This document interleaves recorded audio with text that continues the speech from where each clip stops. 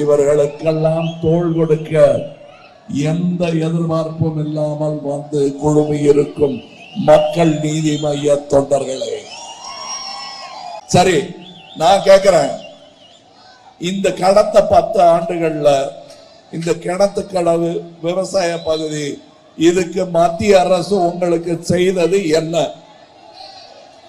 சொல்லுங்க ஐயா. இந்த பக்கம் திரும்புங்க, அந்த பக்கம் திரும்புங்க நீங்க சொல்றீங்க, நான் எல்லா பக்கமும் திரும்புறேன்.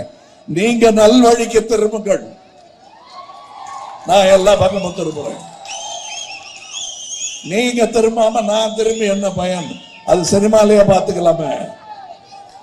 நீங்க திரும்பணும், நாடு திருந்தணும், அதுக்கான ஏற்பாடு பண்ணுங்க.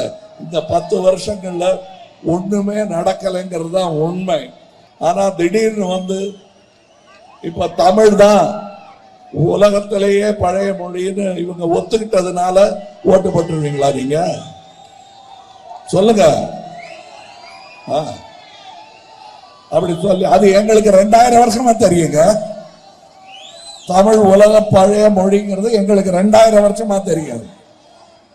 இப்ப நீங்க சொல்லி தெரிய வேண்டியதில்லை.